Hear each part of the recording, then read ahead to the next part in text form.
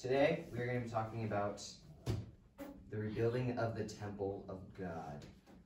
Now, I'm just going to start reading because it's kind of confusing, if that makes sense. It's a little confusing unless you just kind of like actually start to break it down. So Allison's going to be helping me sometimes too to break it down because she's really good at breaking down the word.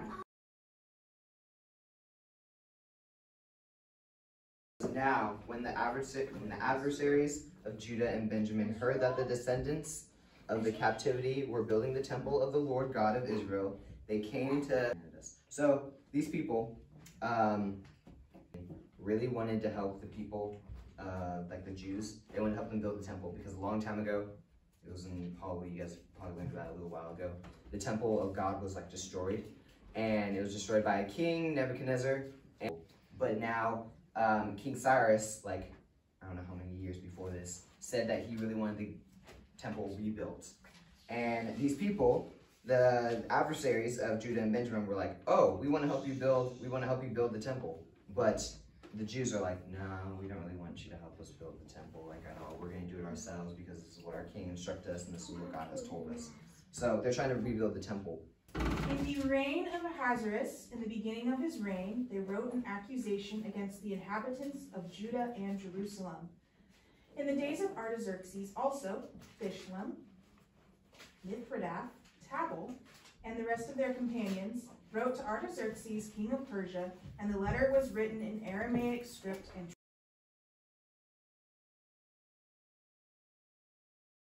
okay, so there are a lot of words in there that we don't know, right? Yeah. A lot of names, funny names, like Snapper.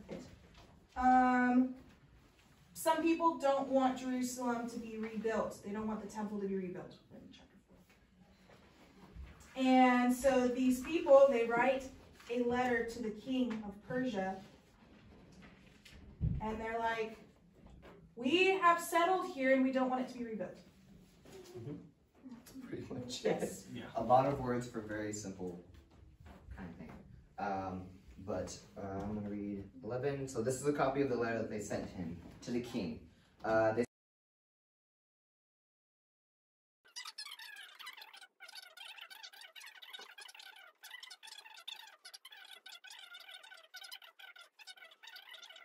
So basically these people wrote to the king and they're like, if this city is rebuilt, you're going to lose basically a lot of your land. And they're not going to pay tax to you. They're not going to give you any royalties. You're not going to be basically king over that land.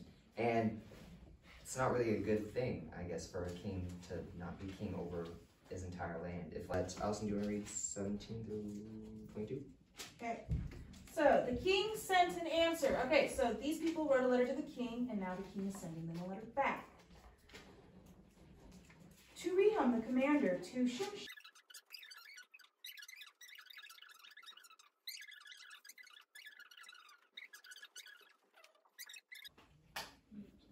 So, king says, I have done some research and found that indeed this city has been rebellious against kings before.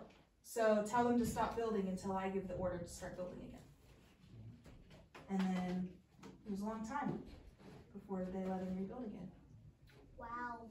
It was a whole different king. Like Artaxerxes is gone now, King Darius is in. And kings are not like presidents or mayors or anything like that. They rule until they die. They rule until they die. It says, then the prophet Haggai and Zechariah the son of Iddo, prophets, prophesied to the Jews who were in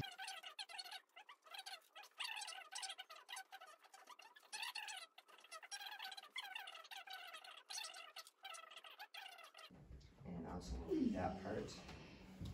All right. The governor of the region beyond the river. All that to say, we went to these guys that were rebuilding the temple and asked them, who told you to rebuild the temple and what are your names? And they said that they are servants of God in heaven and earth, and they're rebuilding the temple because it was destroyed because their people, ancestors, had provoked God to wrath, and he had given them into the hand of Nebuchadnezzar, king of Babylon. And so the king of Babylon took them away and destroyed the temple, and so they came back to rebuild it. And also the king of Babylon took something, so they want them to check the treasure house in Babylon to see if they can find it. And this is the decree of Darius. So it says, then King Darius issued a decree, and a search was made in the archives, where that is in the province of Media. A scroll was found, and in its record was written thus.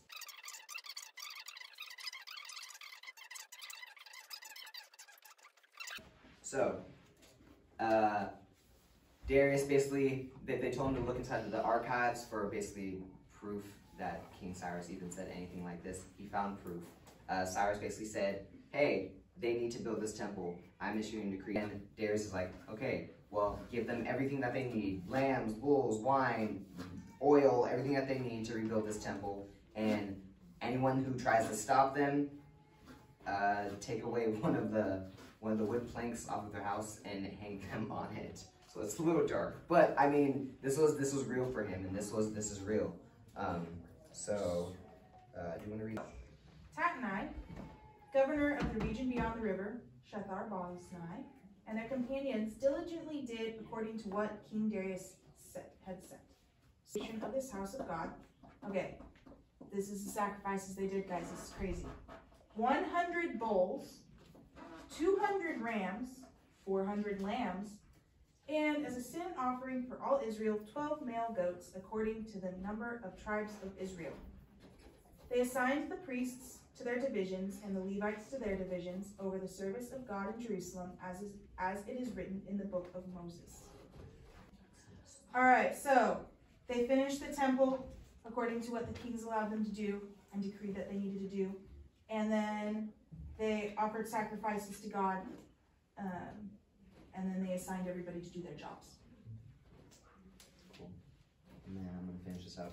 So, and the descendants of the captivity kept the Passover on the 14th day of the first month. For the priests and the... so they ended up telling their Passover, and they thanked God for everything that they went through and for basically turning the heart of Cyrus. So, it's really good.